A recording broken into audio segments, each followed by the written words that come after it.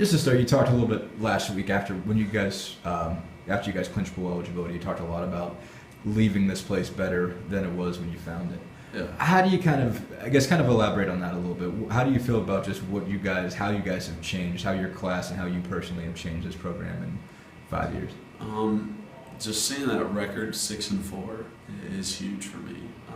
Every other year, it started out, we ended 5-7, and it was always losing. Or last year it was we were 5-6, had to win the game, and now to see 6-4 it's a lot different. But it's very warming to me. It makes me feel so much better than I did before, and I'm so happy to see where this place has gone, to see how much it's grown, and I'm very glad that I was patient with it and was staying positive with everything to finally get this is a great thing. When you look back, what do you think your most important contribution was to that? Not only just whether it was on the field or whatever. What do you feel like your most important contribution has been to changing this program? I think my most important was definitely trying to lead the younger guys. Not necessarily, being on the field or making certain plays. It was making the younger guys understand how important it is to work, how important film is, how important the weight room is, how important practice is. All those things that can make you so much better in every aspect of your game. And hopefully, I can pass down these things to them, and they can pass down it to younger guys, and the program can get stronger that way. How did you try to build a leadership style? I mean, who all were kind of your influences, whether it was older guys on this team or even people beyond that? How did you sort of try to put together your leadership style? I'm not sure. When you become a leader, you kind of just get thrown into it.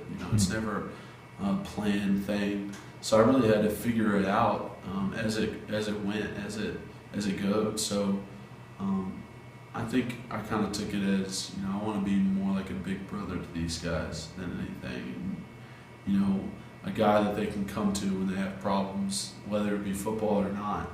And also a guy that can get onto them when they're not doing the right thing, and tell them what is right, and let them know all my experiences that I've gone through, and everything that I've learned over these years that's taught me how to be a better person, a better man. So hopefully I can help teach them how to be the same.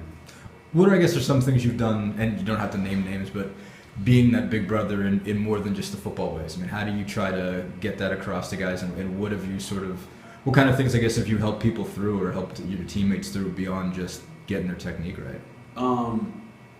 A prime example was Brett Kendrick. A few years ago, his friend from high school died tragically, and he definitely needed somebody to lean on and somebody to talk to, and I was there for him. I was able to just help him out in any kind of way he needed. Just let him vent to me, and I kind of told him about my experiences, and I had a childhood friend die a year ago too. So I told him about what I went through, and helped him understand that it's it's going to be okay. This stuff happens for a reason, and not to mourn their death, but celebrate their life, and understand that they made you a better person. So it's really good that you knew them. If I could ask, what were the circumstances of that, of your friend dying? He actually died in a car wreck. He's from Nashville. He's actually my mom's best friend's son. So Okay. my mom's best friend, Karen Williams, she's been best friends since third grade. Her son Matthew died in a car accident about a year ago. So, how did you get through that at the time? I mean, what did you? Obviously, you kind of told him what you learned, but how did you learn that? I mean, how did you kind of come to accept that part of it? And just leaning on friends and family. If you were having a hard day, you could go talk to somebody. Let them understand what you're going through. I definitely think that's a huge part of trying to get over stuff like that is being able to talk about it. You can't just keep it bottled up. It makes it worse. So I was able to just lean on my brothers and sisters or my mom, and just let them know how I was feeling, and they were able to do the same thing with me. We were just each other's strength, so it was very nice.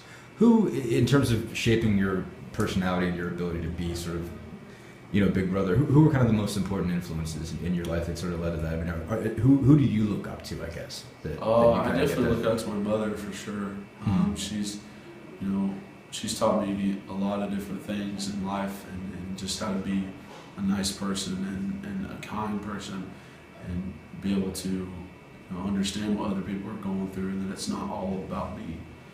Taught me to be selfless. And another one is my fiance. I've been dating her for almost 7 years now. Wow. And she's been able to help me grow a lot. She's taught me hard work and commitment and how to concentrate on the things that I need to concentrate on and keep a level head. So any kind of problems I have, I go to her with, and she's such a great person for me, and I'm very happy with the people that have come into my life and made me better. Coach was talking about just when he was saying how you're the greatest indication of a ball for life. He was talking about all the adversities that you've been through. Obviously, that's got to be one of them. What are some, I guess, the other important, I think, adversities you've been through that you think have shaped you and what you've become as a player and a person to this point? I think having so many coaches is definitely an adversity that I had to go through. I had to learn what they liked, and at the same time, it was a positive. I got 3 different perspectives on how I play, and how football should be played. So it definitely made me better. Another thing is just having to go through losing seasons. You have to be able to stay strong, and after you lose a season, all you want to do is mope and be down. But you have to understand, that December when you're not going to a bowl game, everybody else is working and they're going practicing and they're going to a bowl game.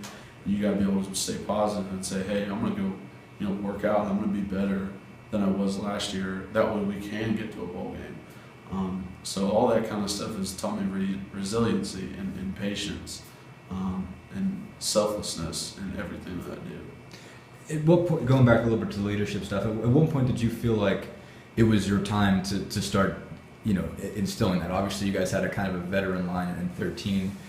Was that kind of the changeover between that year and last season? I guess when you kind of felt like, okay, like now it's time to pass stuff on, Did you feel like you were kind of learning from them up until that point, and that was kind of the turning point for you? Yeah, I don't know if it was right away after they left. I mean, the spring after they left, I definitely felt like I was still kind of the younger guy, even though I was in that starting lineup.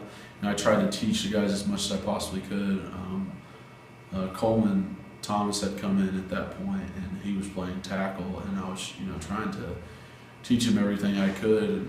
I didn't necessarily think myself as just a leader, just as a helpful guy.